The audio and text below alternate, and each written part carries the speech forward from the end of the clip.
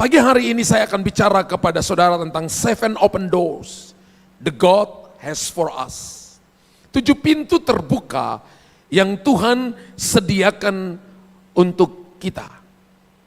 7 pintu terbuka yang Tuhan sediakan untuk kita. Berapa banyak saudara yang ingin pintu terbuka bagi saudara? Haleluya.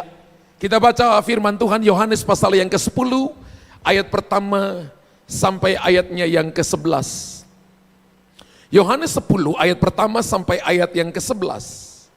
Gembala yang baik, aku berkata kepadamu sesungguhnya, siapa yang masuk ke dalam kandang domba dengan tidak melalui pintu, tetapi dengan memanjat tembok, ia adalah seorang pencuri dan seorang perampok. Tetapi siapa yang masuk melalui pintu, ia adalah gembala domba. Untuk dia penjaga membuka pintu, dan domba-domba mendengarkan suaranya. Dan ia memanggil domba-dombanya masing-masing menurut namanya, dan menuntunnya keluar. Ayat 4, jika semua dombanya telah dibawanya keluar, ia berjalan di depan mereka dan domba-domba mengikuti dia, karena mereka mengenal suaranya. Tetapi seorang asing pasti tidak mereka ikuti, malah mereka lari daripadanya, karena suara orang-orang asing tidak mereka kenal. Itulah yang dikatakan Yesus dalam perumpamaan kepada mereka.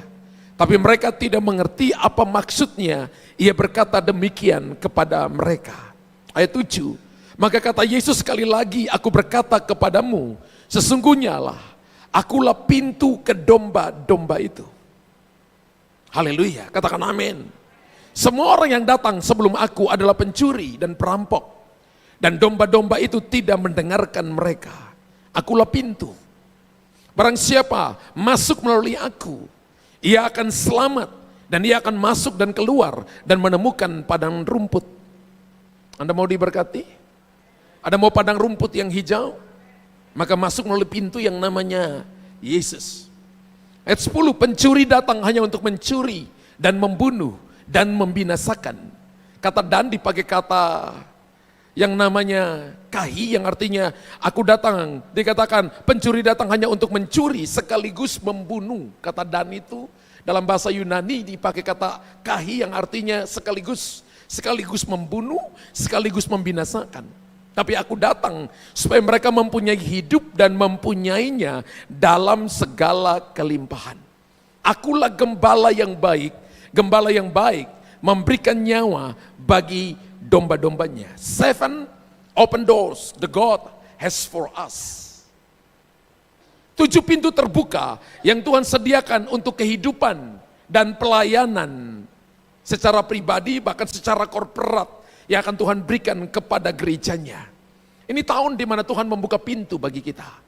Dan jemaat, mari kita dengarkan apa yang Tuhan mau bicara kepada kita. Dan kita tahu bahwa Tuhan mampu memberikan jalan bagi kita ketika kita tampaknya tidak ada jalan. Katakan yes and amen. Ketika Tuhan membuka pintu, saya percaya Tuhan juga sanggup memberi kita kekuatan untuk kita melewatinya. Saya enggak dengarkan amen? Amen Anda baru sampai 7,5%, belum 10%. Haleluya. Ketika Tuhan membukakan pintu, Tuhan juga memberi kita kekuatan untuk kita melewatinya. Jadi tahun 2024 ini Anda dan saya tidak perlu takut. Tahun ini penuh rahasia, tahun ini penuh dengan hal-hal yang akan terjadi gempa bumi di mana-mana, banjir di mana-mana, peperangan di mana-mana, akan terjadi sampar yang akan terjadi di mana-mana. Berita-berita ini akan mengkhawatirkan saudara, tapi kalau Tuhan yang buka pintu, maka Dia juga akan berikan kepada kita kekuatan untuk kita melewatinya. Dia tidak pernah memberi kita lebih daripada yang mampu kita tanggung. Tuhan tidak pernah memberi kita sesuatu lebih daripada yang mampu kita tanggung. Persoalan, masalah, tantangan, kehidupan yang kita hadapi hari-hari ini, itu adalah sebuah persiapan untuk saudara dan saya melakukan perkara besar. Persiapan yang baik membuat seberapa kita sanggup. Kasih tahu kiri kanan, yes and amen. Kalau Anda tidak pernah belajar, setiap kali ujian datang, pasti saya percaya Anda nggak mampu. ketika Anda nggak mempersiapkan diri dalam studi dengan baik, ketika Anda nggak mempersiapkan hatimu dengan baik, ketika Anda dan saya menerima berkat, Anda nggak sanggup untuk kelola itu. Ketika Anda menerima kedudukan, Anda nggak sanggup untuk mengelola itu. Amin. Tapi Dia tidak pernah memberi kita lebih daripada yang mampu kita tanggung. Tuhan selalu punya ukuran kepada saudara. Setiap persoalan, setiap masalah yang datang, Tuhan sedang cut down to size. Tuhan sedang memotong kita sesuai dengan ukurannya. Ada waktunya di mana kita cut off. Tuhan memotong masa lalu. Tuhan memotong hal-hal yang tidak membangun. Tapi ada waktunya di mana Tuhan memotong kita bukan untuk dibuang. Memotong untuk kita berbuah lebat. Amin. Dan saya percaya bahwa ketika Tuhan tutup pintu, kita tidak boleh memaksakan diri untuk masuk. Kenapa? Karena Tuhan tahu apa yang terbaik untuk kita. Ada banyak orang yang mencoba untuk masuk ke pintu yang terbuka dan dia katakan itu dari Tuhan. Kalau Anda ingat khotbah saya tanggal All and New kemarin 31, tidak setiap pintu yang terbuka itu datangnya dari Tuhan. Kita harus mengoreksi dalam beberapa hal. Kemarin saya bagi 4 hal kepada saudara. 4 hal itu adalah diteguhkan oleh orang-orang yang bijaksana sesuai firman Tuhan. Dan saudara tidak boleh menyenangkan daging. Amin. Semua pintu yang terbuka daripada Tuhan harus memuliakan Tuhan, meninggikan Tuhan. Kalau Tuhan bawa saudara dalam sebuah pelayanan misalnya, sebuah bisnis, sebuah pekerjaan, dan Anda memuliakan Tuhan dengan pekerjaan itu, Anda memuliakan Tuhan dengan karunia, dengan pelayanan itu, maka itu pintu dari Tuhan. Tapi kalau Anda diberkati, Anda punya posisi, Anda punya kedudukan, dan Anda menyombongkan diri dengan itu, saya percaya itu bukan dari Tuhan. Ingat, setan juga bisa membuka kita pintu. Ingat bahwa pintu dari setan itu lebar, pintu Tuhan itu sempit, dan orang melewatinya sulit. Amin. Pintu lebar banyak orang melewatinya. Mayoritas belum tentu itu dari Tuhan. Tapi minoritas plus Yesus sebenarnya mayoritas. Amin. Ketika kita berjalan bersama dengan Yesus, Anda sebenarnya mayoritas. Anda dominan. Karena itu saya tidak percaya kalau orang berjalan dengan Yesus akan kalah. Saya percaya bahwa dia akan mengalami penundaan. Saya percaya. Tapi saya tidak percaya dia kalah. Saya percaya bahwa Tuhan merancang kita. Kalau Anda baca Alkitab Kejadian sampai Wahyu, tidak ada kata kalah bagi orang yang percaya kepada Tuhan. Tapi Alkitab menjelaskan bahwa ada penundaan. Ya, penundaan bukan berarti Tuhan tidak menjawab. Penundaan supaya 1 kali perjalanan, 2 mujizat terjadi sekaligus. Penundaan supaya Anda bergantung kepada Tuhan. Penundaan supaya Anda dan saya percaya bahwa musimnya adalah musim Tuhan. Dia tahu apa yang terbaik untuk Anda dan saya. Hari ini Anda dalam pergumulan, dalam pelayanan, dalam bisnis, dalam hal keuangan, Anda harus lihat wajahmu di cermin dan tunjuk wajahmu. Tuhan tahu yang terbaik buatku. Selaras aja dengan Tuhan. Ada seorang yang bernama Alexander Graham Bell. Saudara tahu siapa dia? Yang tahu saya kasih 100.000. Nanti sebentar ketemu saya Pak, dapat 100.000. Uang makan es krim ya. Ya.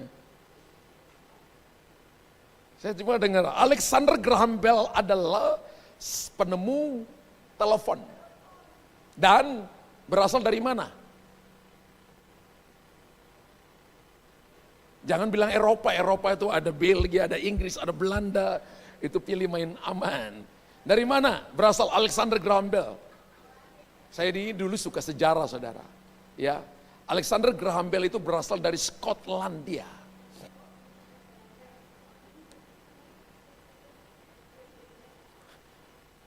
Alexander Graham Bell berkata begini, ketika satu pintu tertutup, pintu lain terbuka. Namun seringkali kita melihat terlalu lama dan menyesali pintu yang tertutup tersebut. Sehingga kita tidak melihat pintu lain yang terbuka untuk kita. Ini seorang penemu, dia seorang insinyur. Dan dia menemukan telepon. Hari ini kita bisa halo dan telepon interlokal, WhatsApp.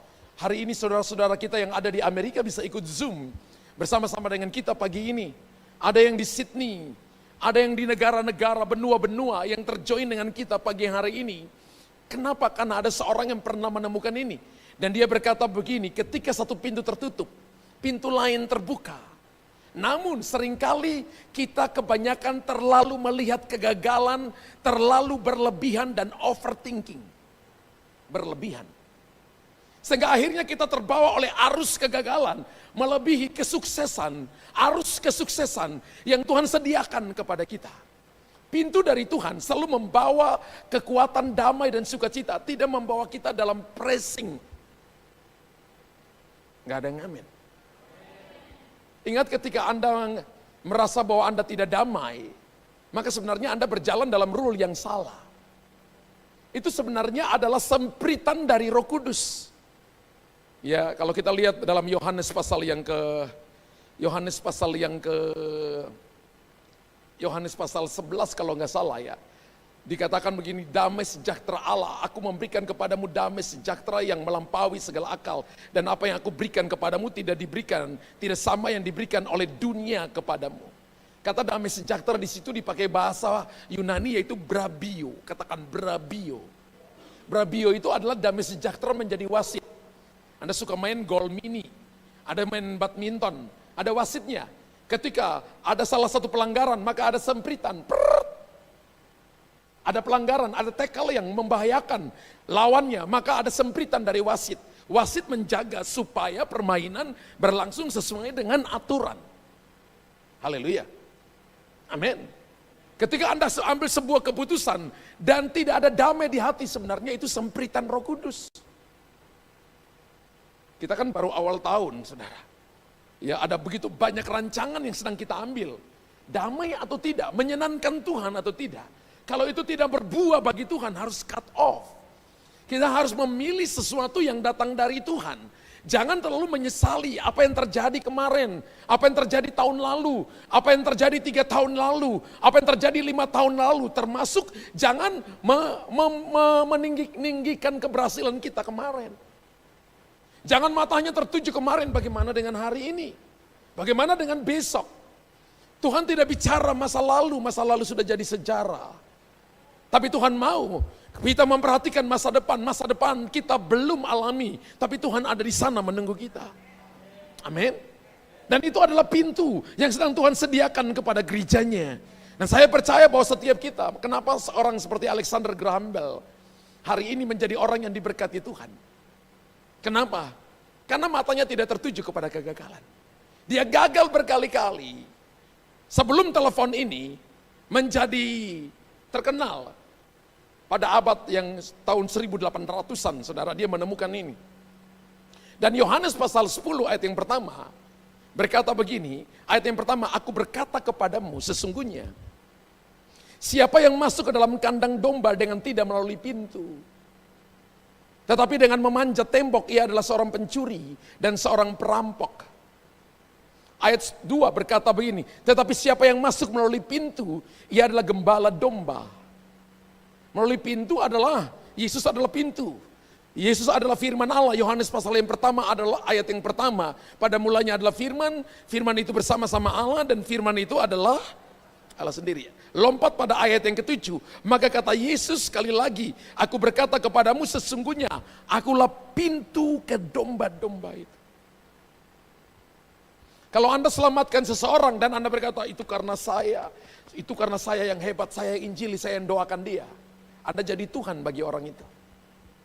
Tapi kalau seseorang selamat melalui saudara, Anda harus tahu bahwa Tuhan pakai kita menjadi alat. Menjadi perpanjangan tangan untuk menyelamatkan orang lain. Ingat reward kita nanti di hadapan takhta yang namanya Bema. Baru kita dikasih reward ketika Anda memenangkan jiwa sebanyak-banyaknya bagi Tuhan. Ketika Anda membawa orang berdosa dan membawa dia dibaptis, kemudian dia dididik, kemudian dia diselamatkan, dia bertumbuh dan kemudian dia berbuah, maka Anda dikasih reward. Yang 2 dikasih 4, yang 5 dikasih 10. Kalau terjemahan Injil yang lain berkata, yang 2 dikasih 4 kota, yang 5 dikasih 10 kota. Anda setia dengan perkara kecil, maka Anda dipercayakan perkara besar. Ayat yang ke-9 berkata, akulah pintu. Barang siapa masuk melalui aku, ia akan selamat, dan ia akan masuk dan keluar, dan menemukan padang rumput. Terjemahan Alkitab The Message mengatakan, dia akan menemukan kesegaran dan pemulihan. Hari ini Anda boleh mandi, Anda boleh pakai sampo, pakai sabun, tapi belum tentu Anda bersih secara rohani. Tapi Alkitab katakan barang siapa menemukan firman, maka dia menemukan kesegaran dan pemulihan. Saya nonton sebuah video, seorang hamba Tuhan, dia ajarkan jemaatnya, setiap kali nama Yesus diucapkan, maka mereka harus meresponinya dengan tepuk tangan, dengan berdiri, atau dengan wow, bisa saja apa saja. Kenapa diajarkan itu? Karena dia adalah nama di atas segala nama. Dia adalah raja di atas segala raja. Dia adalah Tuhan di atas segala Tuhan. Dia adalah penguasa alam semesta. Dia adalah Kurios. Kurios itu penguasa tunggal. Dia mengajarkan, dan saya perhatikan orang ini dipakai dengan sign and wonders. Orang bawa kepada dia orang sakit yang ada di tempat tidur. Dia hitung 1, 2, 3, 4, 5, 6, 7, 8, 9, 10, 11, 12. Dan dia nggak sentuh mereka, dia cuma datang, dia punya pekerja-pekerja di sampingnya, asyir di sampingnya. Dan ketika dia katakan, in the name, ketika dia baru belum, dalam nama, belum menyebutkan nama Yesus. Saya lihat itu ribuan jemaat berdiri dan mereka, wow, menghormati nama itu. Bapak Ibu tahu, 12 orang yang ada di tempat tidur, yang sudah puluhan tahun, tiba-tiba berdiri dari tempat tidur. Tiba-tiba berdiri di tempat tidur dan dia katakan bukan saya. Tapi karena di sini ada orang yang menghormati nama Yesus. Alkitab berkatakan barang siapa meninggikan namaku, terjemahan lain adalah menghormati aku, maka aku ada di tengah-tengah mereka. Maka aku akan menarik banyak orang datang kepadaku. Sebenarnya bukan menarik saudara, menyembuhkan, memulihkan, memberikan kekuatan, memberikan terobosan, kesembuhan dan lain-lain sebagainya. Ketika gereja ini, setiap kali nama Yesus dikatakan, dan Anda bereaksi, Anda nggak usah takut dengan gembala. Ketika nama Yesus diucapkan, Anda katakan, wow, Anda bisa berdiri, Anda bisa Anda bereaksi apapun, itu cara Anda menghormati Tuhan. Ketika 24 tua-tua, ketika mereka melihat anak domba, mereka melepaskan mahkotanya dan tersungkur. Lalu para malaikat mulai menyembah Tuhan, masih terngiang-ngiang dengan Natal Majus lagi. Ya. Para malaikat mulai memuji Tuhan, kemuliaan bagi Allah. Mereka mulai memuliakan Tuhan, kenapa? Mereka benar-benar menghormati Tuhan. Fear of God. Itu bukan saudara dan saya merasa minder. Fear of God itu menghormati, mengagumi, tunduk takluk. Pelayanan dasar yang Tuhan percayakan ke saya itu usir setan, saudara. Dan saya lihat ketika berhadapan dengan roh-roh jahat, ketika nama Yesus disebutkan, itu orang yang kerasukan itu tutup telinganya, nggak mau dengar nama itu. Yang terjadi adalah dia guling-guling, dia teriak panas, padahal cuma nama Yesus yang diucapkan. Ini nama yang sangat amat berkuasa. Dan dia adalah pintu bagi saudara. Pintu pertama yang Tuhan ingin bukakan bagi kita adalah pintu kebebasan dapat dibuka dalam permasalahan yang paling buruk. Dari cara Anda melihat saya tahu permasalahan saudara dan saya paling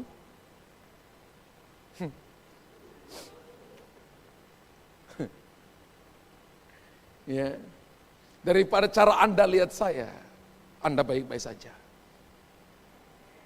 Pintu kebebasan dapat dibuka dalam permasalahan yang paling buruk. Andai kata Anda dan saya mengalami permasalahan yang paling buruk, maka Tuhan janji tahun ini pintu kebebasan akan terbuka bagi saudara. Kisah Rasul 16 ayat 26 berkata, akan tetapi terjadilah gempa bumi yang hebat, sehingga sendi-sendi penjara itu goyah. Dan seketika itu juga terbukalah semua pintu dan terlepaslah belenggu mereka semua.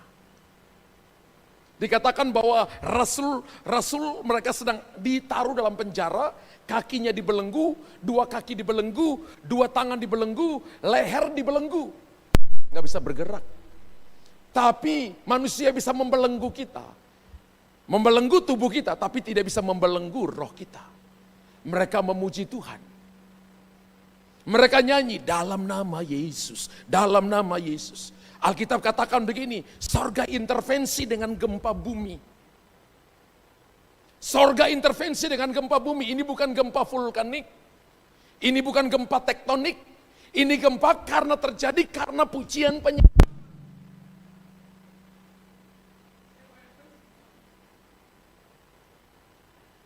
One, two, oke.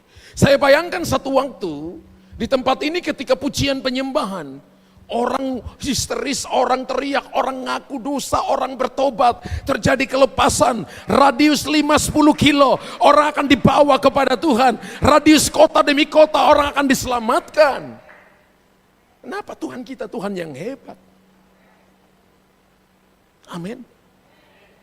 Itu berarti setiap kita yang ada di atas mimbar ini, kita nggak bangun panggung, tapi kita bangun mesbah dengan Tuhan.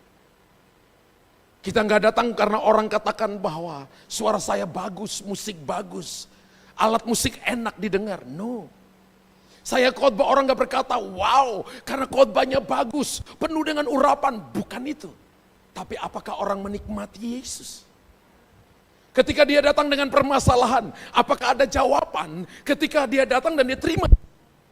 Mimbar ini harusnya setiap minggu menjadi tempat untuk Anda dan saya terima alat.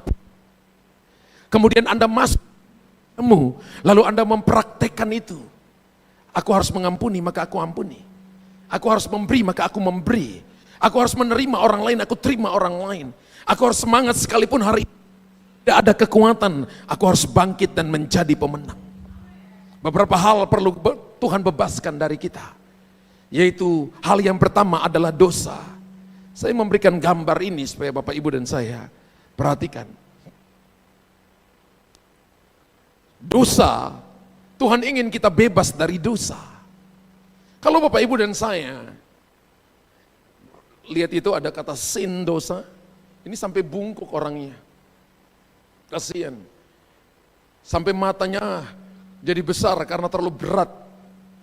Beban yang Tuhan berikan kepada kita itu enak dan ringan, penuh sukacita. Dosa itu membuat Anda terbeban. Berdoa berat banget, melayani berat. Alkitab ketiduran.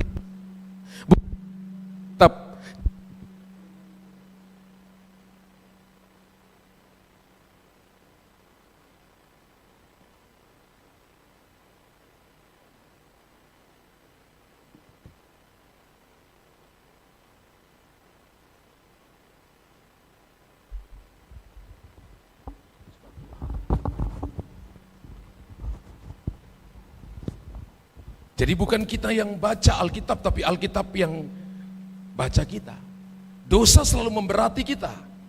Karena itu Tuhan berikan kepada kita jalan keluar, yaitu salib. Amin. Kenapa Tuhan memberikan kepada kita salib? Karena Anda dan saya spesial.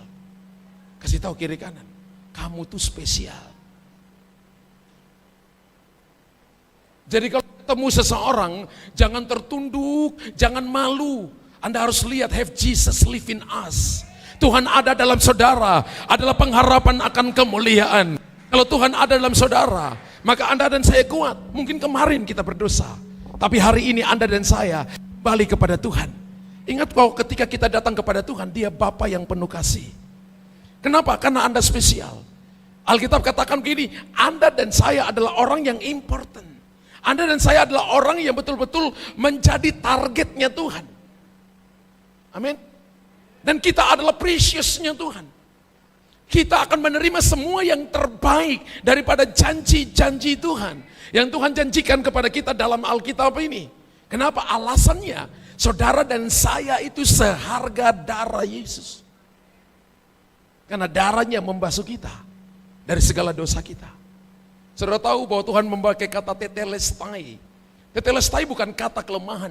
Gua udah dicambuk berkali-kali, dipukul berkali-kali, diludahi dan sebagainya. Maka darah tertumpah dan sebagainya. Udah dipaku, aku sudah dipaku di kedua tangan, dipaku kedua kaki. Maka aku ucapkan kata ini, bukan itu kata kelemahan. Tapi itu merupakan sebuah perkataan pengagungan, perkataan proklamasi yang pernah diucapkan seorang laki-laki yang kuat dan gagah. Sudah selesai artinya dia tanggung semua dosa saudara. Tetes darah itu membuat setan gemetar. Satu tetes darah membasuh semua dosa manusia. Dan ini darah yang tercurah itu mengalir dari kepala sampai ke ujung kakinya. Amin. Tuhan ingin kita bebas dari dosa. Tuhan ingin kita bebas dari godaan, dari cobaan. Haleluya. Saudara hari ini semua pegang handphone. Dan Anda bisa akses internet dengan bebas, tergantung kuota yang Anda punya. Papa mamamu, pendetamu, bosmu tidak akan bisa lihat apa yang Anda akses di sini. Apakah Anda akses Alkitab? Ataukah Anda akses hal yang lain yang menjadi godaan dan cobaan bagi saudara? Haleluya. Ketika saudara dan saya mengerti ini, saya percaya bahwa Tuhan ingin kita bebas dari sini. Ada orang yang karena kalau Anda misalnya kaya, Anda nggak boleh sombong. Kalau Anda miskin, jangan nyolong. Amin. Benar? Tapi Tuhan mau supaya kita rendah hati. Tuhan mau supaya saudara dan saya melihat Tuhan. Kenapa? Tuhan mau kita bebas dari godaan ini. Tuhan memberikan cobaan tidak melampaui kekuatan kita. 1 Korintus pasal yang ke-10 ayat 13. Pencobaan-pencobaan yang kamu alami adalah pencobaan sungguh amat luar biasa, begitu ayatnya? Enggak ada. Alkitab katakan pencobaan-pencobaan yang kamu alami adalah pencobaan-pencobaan biasa yang tidak melampaui kekuatanmu. Jadi pada waktu kita dicobai, Tuhan memberikan kepada kita jalan keluar. Hal yang berikut yang perlu kita dibebaskan adalah sakit penyakit. Godaan, sakit penyakit. Ada yang sakit? Dalam pengalaman pelayanan dengan Tuhan, saya lihat ada cancer yang sudah dipotong, payudara yang sudah dipotong. Ketika setelah didoakan, tumbuh kembali payudaranya. Saya lihat ada orang yang kakinya panjang pendek, kakinya yang pendeknya kiri tiba-tiba kaki keluar dan normal. Saya ingat saya pergi pelayanan dengan teman-teman waktu kita KKR ke Ambon, itu ada anak kecil yang umur berapa tahun, 10 atau berapa tahun. Kakinya di lutut kanannya itu besarnya seperti bola sepak bola itu saudara. Nggak bisa jalan, harus digendong sama mamanya. Ketika saya lihat anak itu, Roh Kudus berkata, bukan dia hari ini. Saya suruh jalan nggak bisa. Saya doakan dia di atas tanah, didoakan, suruh jalan dan dia berjalan. 1 minggu kemudian sana, tiba-tiba yang tadinya besar seperti bola sepak bola itu sudah kempes dan normal. Sekarang anak ini sudah bisa pergi sekolah, sudah bisa berlari ke sana kemari. Tuhan masih melakukan miracle every day. Mujizat masih terjadi setiap saat kepada saudara dan saya. Ia masih menjawab doa untuk orang sakit. Hari ini kalau Anda sakit, Yesus adalah jawaban. Dia adalah pintu kesembuhan, pintu pemulihan. Makanya saya tulis di situ miracle every day, bahwa mujizat terjadi setiap menit dalam hidupmu ketika Anda percaya. Haleluya. Amin. Dan apa yang Tuhan mau saudara dan saya dibebaskan dari kemiskinan. Dibebaskan dari kemiskinan. Ada yang miskin? Orang miskin itu karena malas saja. Tuhan gak pernah mau kita miskin. Alkitab berkata kepada Abraham, jadi orang yang diberkati. Kepada Yakub jadi diberkati. Kepada Esau jadi diberkati. Kerinduan hati Tuhan adalah mau supaya saudara dan saya diberkati. Tapi setan mau Anda miskin. Kalau sampai saudara dan saya diberkati, jadilah perpanjangan Tuhan untuk menolong orang miskin, untuk melatih mereka. Sehingga mereka tidak lagi hidup dalam kemiskinan, tapi mereka menemukan potensinya. Misalnya di satu kota, kalau daerah Panakukang di Makassar ini daerah mungkin orang-orang contoh saja, misalnya ini orang-orang elit. Dan mungkin ada daerah di Makassar di sini yang misalnya kumuh. Apa ya, daerah apa ya? Ya, daerah apa yang kumuh ya? Daerah Barabaraya mungkin ya. Ya, contoh. Sekarang misalnya begini, Orang-orang yang tinggal di daerah Panakukang ini kemudian diperintahkan oleh pemimpin kota untuk pindah ke daerah Barabaraya. Orang-orang Barabaraya pindah ke daerah Panakukang. Dia pakai masuk ke mall orang Panakukang, tinggal di rumah mall orang Panakukang. Dia pakai dompet orang Panakukang, kartu kredit orang Panakukang. Dia pakai semua dia nikmati. Saya percaya 5 tahun kemudian Panakukang jadi Barabaraya. Dan Barabaraya jadi Panakukang.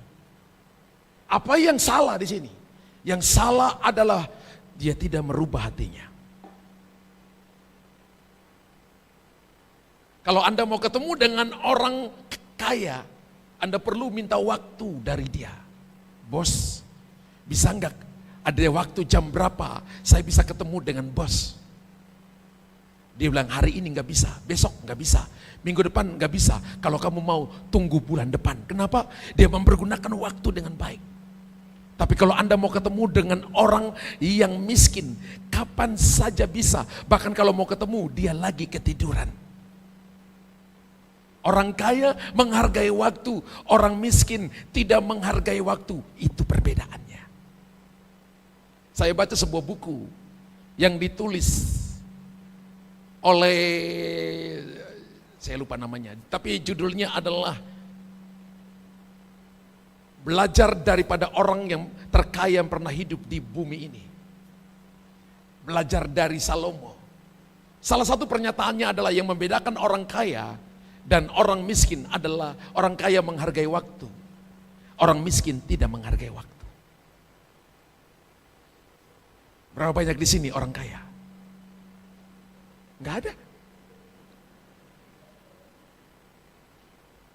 Berapa banyak di sini orang kaya?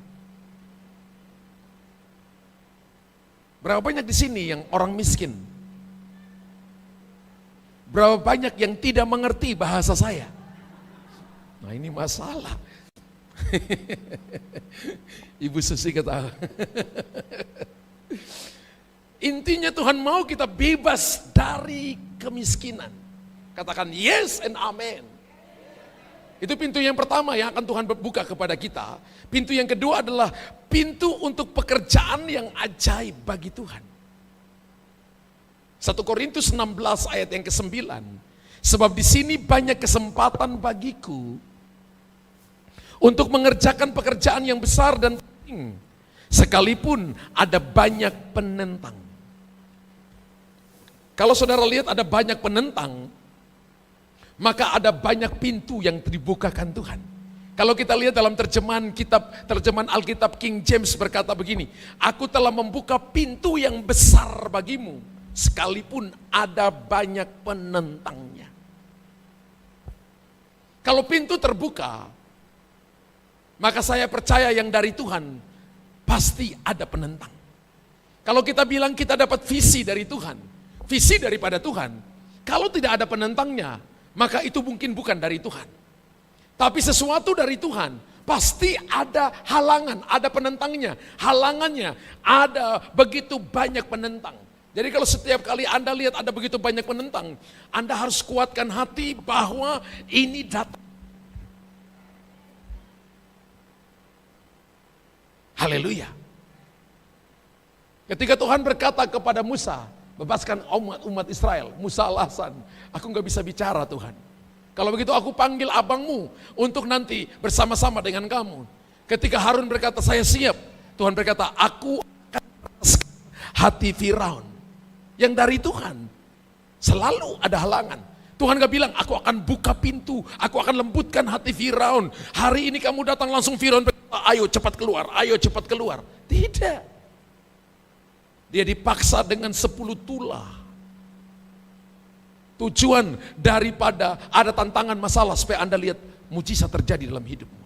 Supaya Anda lihat pertolongan Tuhan terjadi atas hidupmu. Pekerjaan pelayanan mungkin sulit, namun merupakan pintu besar menuju berkat bagi diri sendiri dan orang lain. Jemaat Tuhan dengarkan ini baik-baik. Bahwa pelayanan itu gak mudah. Pelayanan gak mudah. Kalau kita bisnis, semua orang yang datang dengan kita, itu setiap bulan mereka dikasih, mereka dapat gaji setiap bulan. Tapi orang pelayanan itu datang karena rela, karena hati mencintai Tuhan. Gereja nggak bayar mereka, gereja hanya bayar cuma para full time. Gereja hanya cuma bayar mereka yang terlibat dalam pelayanan. Tapi jemaat enggak. Jemaat enggak. Haleluya. Kita datang karena kita melayani Tuhan dengan ketulusan hati. Karena kita cinta akan Tuhan. Karena kita nggak bisa balas kasih Tuhan. Maka kita melayani Tuhan, memberikan waktu, tenaga, dana, uang, pikiran, kekuatan kita berikan untuk Tuhan. Pekerjaan pelayanan mungkin sulit. Namun merupakan pintu besar menuju berkat bagi diri sendiri dan bagi orang lain.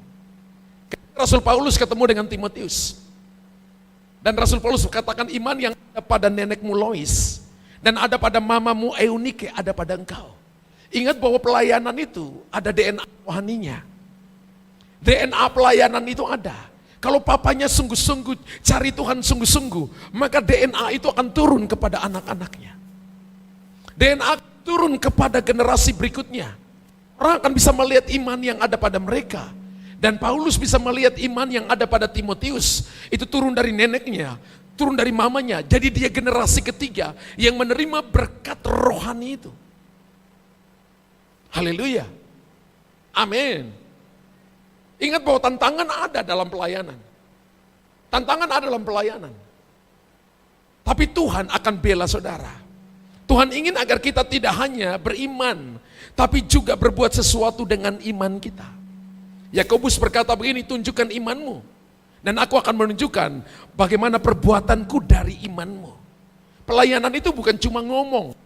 Bagaimana kehidupan kita ada di dalam menghasilkan buah, dan orang bisa melihat bahwa kita disertai Tuhan. Amin. Yakobus berkata kepada jemaat begini, jangan cuma bicara iman, tapi tunjukkan perbuatanmu daripada iman itu. Ketika saudara lihat seseorang melayani dengan sungguh-sungguh, itu bukti imannya.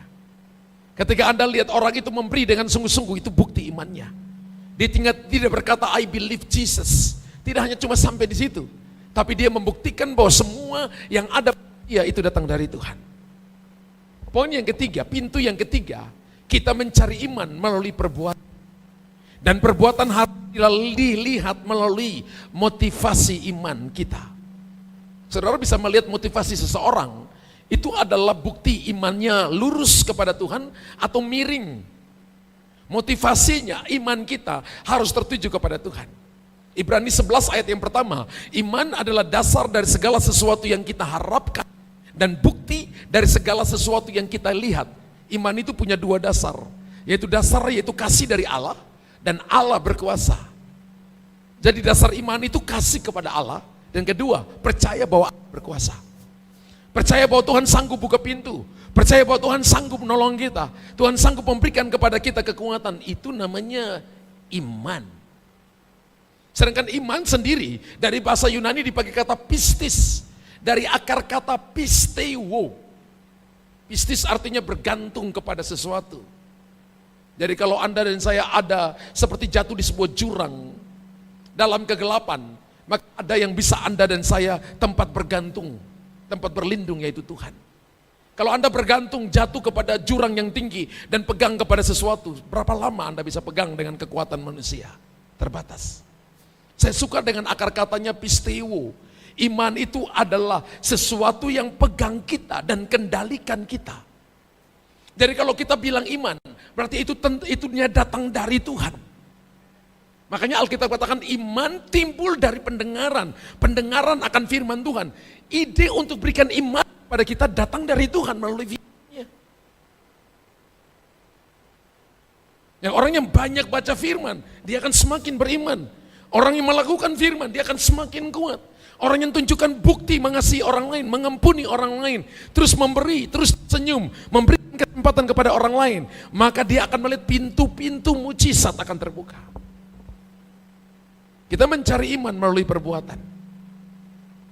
2 Korintus pasal 2 ayat 12 berkata, ketika aku tiba di Troas untuk memberitakan Injil Kristus, aku dapati bahwa Tuhan telah, bukan akan, tapi telah membuka jalan untuk pekerjaan di sana. Anda akan lihat orang akan welcome. Ketika Anda lakukan yang baik, selalu ada yang dislike dan ada yang like. Ada yang suka, ada yang tidak suka. Tapi jangan lihat yang dislike itu sebagai halangan, lihat itu sebagai pijakan. Banyak kali kita lihat yang dislike itu sebagai halangan, tapi hari ini kita lihat yang dislike itu sebagai pijakan. Kemarin tanggal 31 saya katakan bahwa kita harus menjadi generasi jembatan, tempat orang lewat. Kalau Anda sudah di bawah, siapa yang menjatuhkan saudara? Tapi Anda berguna bagi orang lain untuk menjadi jembatan, untuk membawa orang lain sampai di seberang. Pintu yang keempat adalah pintu saksi. Pintu ini harus ada dalam setiap orang percaya. Kolose pasal 4 ayat yang ketiga, berdoa jugalah untuk kami supaya Allah membuka pintu untuk pemberitaan kami. Sehingga kami dapat berbicara tentang rahasia Kristus yang karenanya aku dipenjarakan. Rasul Paulus berkata begini, Tuhan dapat membuka pintu, tetap terbuka meskipun kita ada di dalam kelemahan. Kalau Anda dan saya ada dalam kelemahan, pintu bisa terbuka. Firman Allah berkata, berdoalah juga untuk kami supaya Allah membuka pintu untuk pemberitaan kami. Sehingga kami dapat berbicara tentang rahasia Kristus yang karenanya aku dipenjarakan. Rasul Paulus lagi dipenjarakan, tapi dia masih bersaksi. Amin. Dia dalam keadaan terbatas untuk bergerak secara fisik. Perkataan kesaksiannya melalui tulisan-tulisannya menjadi berkat bagi banyak orang. Tuhan dapat menjaga pintu tetap terbuka meskipun kita ada dalam kelemahan, keterbatasan. Tapi jangan batasi pekerjaan Tuhan yang sedang dan akan Tuhan kerjakan melalui saudara dan saya. Amin. Wahyu 3 ayat yang ke-8 berkata begini, aku tahu segala pekerjaanmu, lihatlah, aku telah membuka pintu bagimu yang tidak ditutup oleh seorang pun. Aku tahu bahwa kekuatanmu tidak seberapa dalam keadaan lemah. Jadi justru ketika kita dalam keadaan lemah, maka pintu akan dibukakan bagi.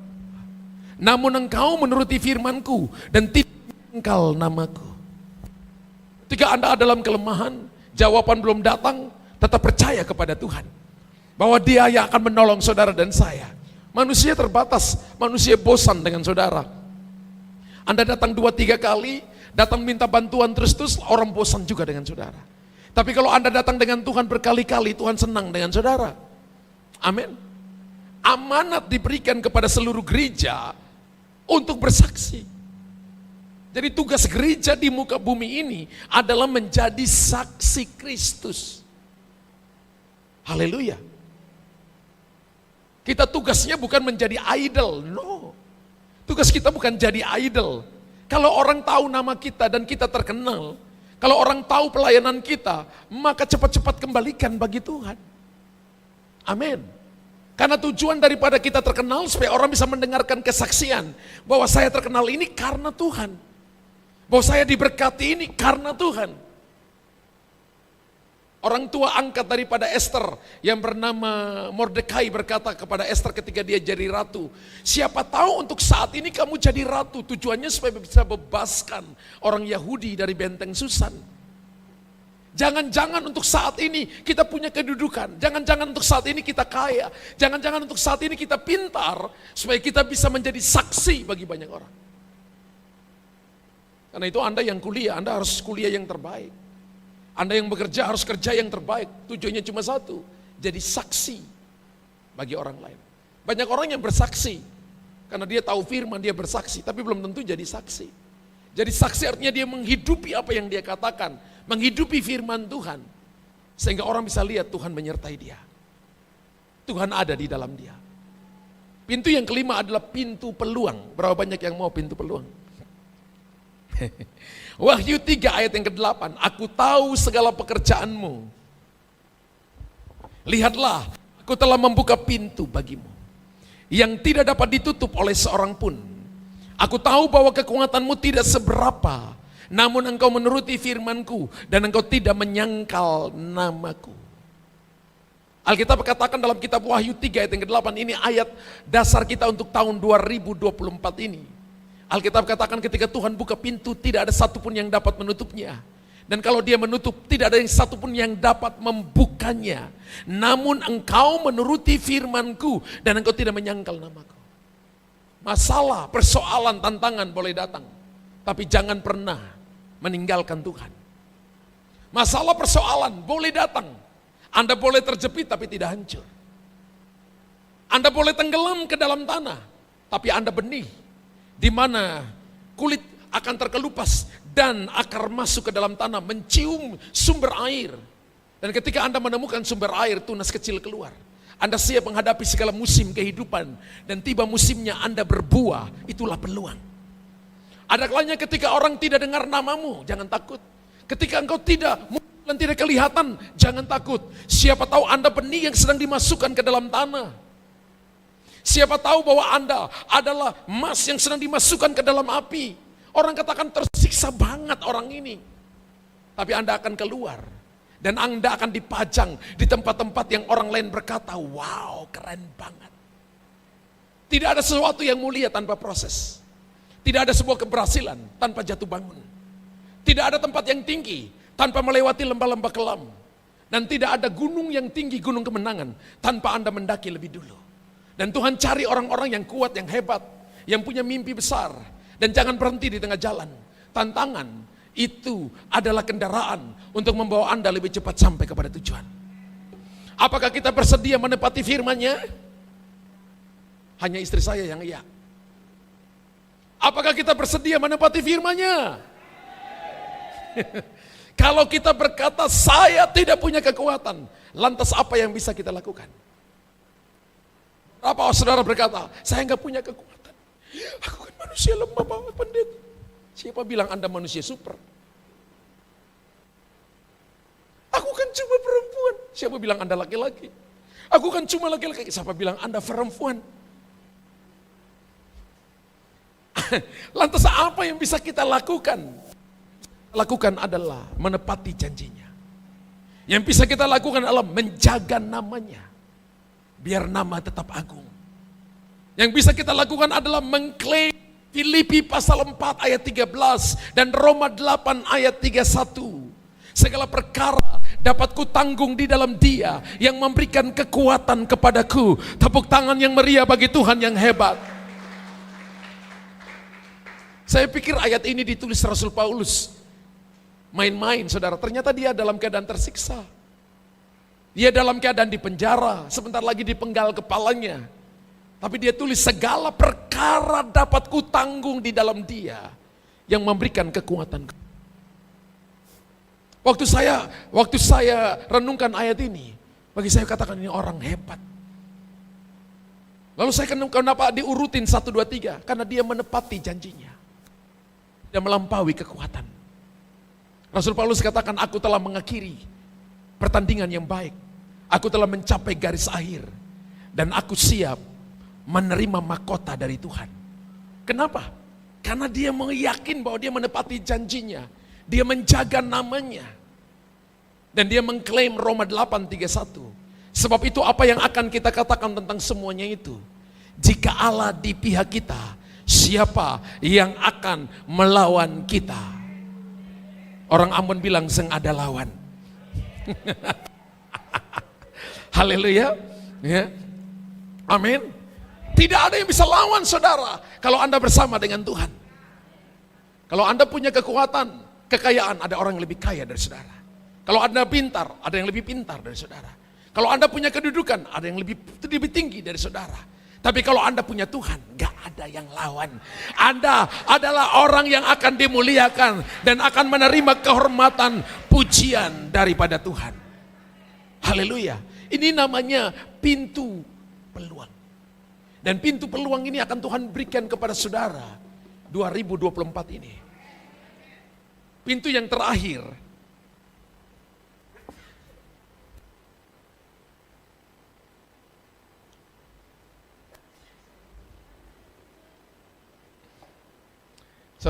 Pintu ke-6 itu pintu ibadah saudara ya. Bukan pintu ke-7, pintu 6.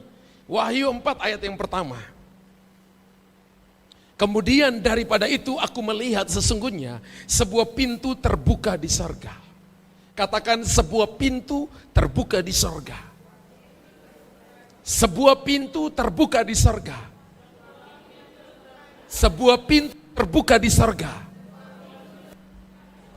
ini untuk kita tahun ini. Tahun Tuhan membuka pintu. Sebuah pintu terbuka di surga. Dan suara yang dahulu yang telah berkata kepadaku seperti bunyi sangkakala, katanya, naiklah kemari. Wow. Ya, dan aku akan menunjukkan kepadamu apa yang harus terjadi sesudah ini. Saya mencoba bold kata, sebuah pintu terbuka di surga. Karena itu makanya waktu saya berdoa, Tuhan berkata tahun ini adalah tahun Tuhan membuka pintu. Sebuah pintu terbuka di surga. Ketika Tuhan buka pintu, ya, saya itu terinspirasi, istri saya dikasih karunia mimpi. Dia bermimpi bahwa dia lihat dalam mimpi, dia lihat seperti di sorga, Tuhan itu sedang lagi kumpul begitu banyak permata yang berharga di dalam karung, saudara. Lalu Tuhan berkata kepada istri saya, kamu udah siap belum? Kalau sudah siap, aku akan kirimkan. Waktu istri saya cerita 2 kali ke saya nggak reaksi, cuma saya lihat, saya tanya Tuhan apa artinya?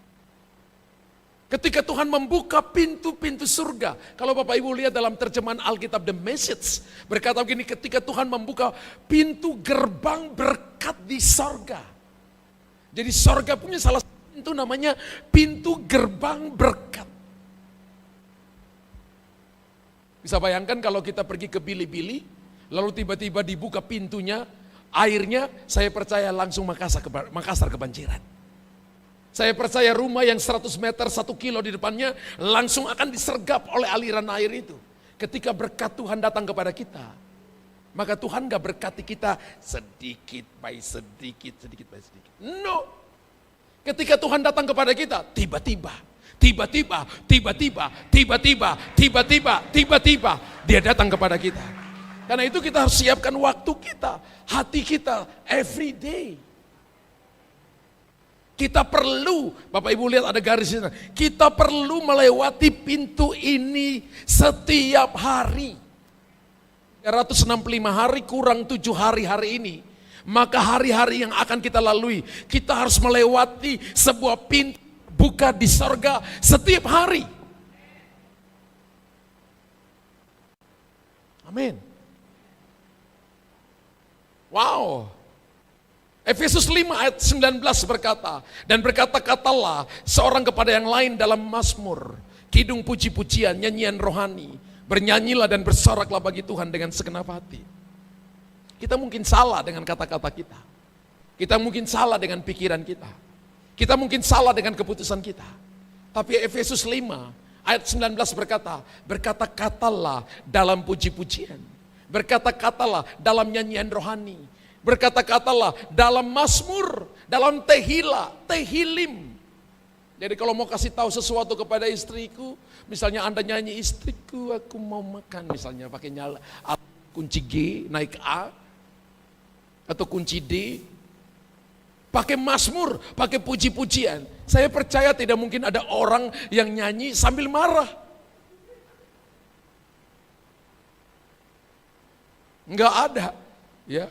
Yang adalah lagu-lagu lirik-lirik yang melankolis ada, ya. Ya. Lagu rock pun juga yang dinyanyikan suaranya ngerok tapi juga enggak marah.